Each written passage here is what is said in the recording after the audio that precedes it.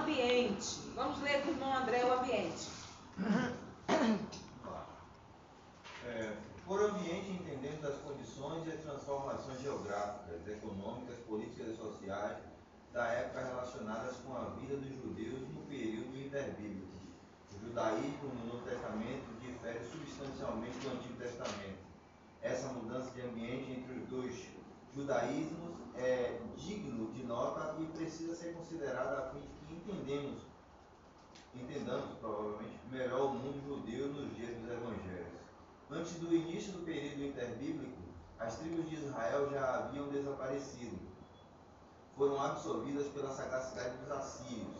Isaías profetizara que apenas um restante de Judá seria salvo. Com efeito, a tribo de Judá sobreviveu a todas as intérpretes, tribulações e humilhações a que foi submetida, além de enfrentar o furo dos inimigos. Depois que a tempestade babilônica passou, Judá desapontou fungente em Jerusalém, a fim de reiniciar seus trabalhos e de continuar suas tradições religiosas. Os judeus amavam Jerusalém. Uma vez no exílio, toda dor e opressão, todo desespero foi insuficiente para amortecer em sua alma o apego à cidade santa. Prosseguiram em suas tradições cívico-religiosas, mantiveram acesas suas lâmpadas espirituais. Nesse tempo, a esperança messiânica, cujo desfecho aconteceria em Jerusalém, cresceu em seus corações. Alimentaram, portanto, o desejo vivo de voltar à cidade do grande rei. Esse desejo obrigou os judeus a não se ajustarem às condições sociais e religiosas do povo vencedor. Por conseguinte, a religião do Senhor, mesmo no cativeiro, foi preservada. Um dos maiores benefícios do cativeiro babilônico foi colocar em marco entre o povo de Deus para mostrarmos o velho e o novo judeu, isto é, o judeu velho, pessimista, vencido, sem esperança nas promessas do Eterno, e o judeu novo, despertado, transformado, curado de sua idolatria e pronto a obedecer fielmente à voz de Deus. Os dois tipos de judeus voltaram a Jerusalém, mas um povo venceu o velho, de sorte que todas as tendências idólatras e derrotistas foram suplantadas pela atitude otimista dos judeus transformados, que estavam dispostos a lutar até derramar sangue a fim de preservar a pura religião de seu Deus. Daí encontramos no Novo Testamento Saulo de Tarso, um judeu excessivamente nacionalista, aferrado às tradições do seu povo, exercendo em zelo e alcançando as raias do fanatismo, cego, portanto, a matar, pronto a cometer qualquer atrocidade por falso zelo religioso ou por zelo verdadeiro. As transformações políticas na vida dos judeus não foram menores.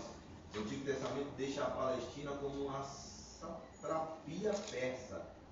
Abrimos o Novo Testamento e ali encontramos a dominação romana no apogeu da sua força. Essa tradição entre o poderio persa e o romano, mediado pelo grego, o macedônico, não encontramos na Bíblia, porque ocorreu nos anos de silêncio divino.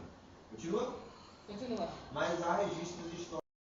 Em relação ao ambiente, que é o texto que o nosso irmão André acabou de ler, ele está relacionado com as condições e as transformações que foram feitas no ambiente em que eles estavam.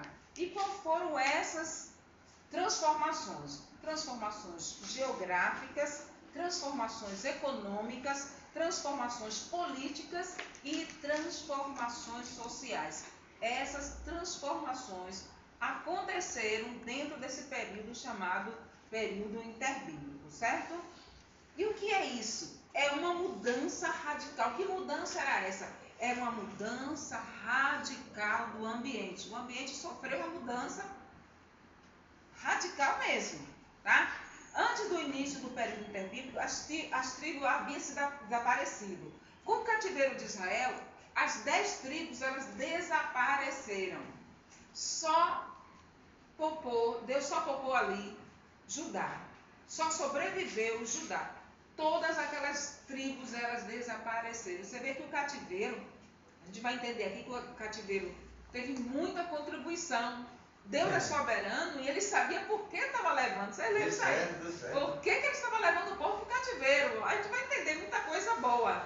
Que a idolatria teve fim no coração do povo judeu. Deu para perceber aí, né? Então a gente percebe que Deus é soberano. Às vezes o que parece doloroso, ardioso, terrível, angustiante, é para o bem, como a Bíblia diz que todas as coisas cooperam para o bem. Então, 70 anos de cativeiro arrancou a idolatria do coração dos judeus. Foi como o irmão falou na aula passada, né? Os que a geração nova não conseguiu resgatar as raízes. As raízes ruins. As raízes, exatamente, não conseguiu, porque Deus trabalhou nisso. Então, Deus ele é soberano, tá? Então, as tribos haviam desaparecido pelos assírios. Os assírios despechou, fez desaparecer essa questão de tribo. E a gente vai entender onde que se resumiu as tribos. Quando você chega no cenário do Novo Testamento, não se fala mais em tribos, nem de Judá, nem de nada. Não se falam mais. Então, a gente vai entender isso. Para a gente entender e compreender o Novo Testamento. Aclarear mais a compreensão do Antigo Testamento para entender o Novo Testamento. Não é aquilo só como surgiu, qual foi o trabalhar de Deus, tudo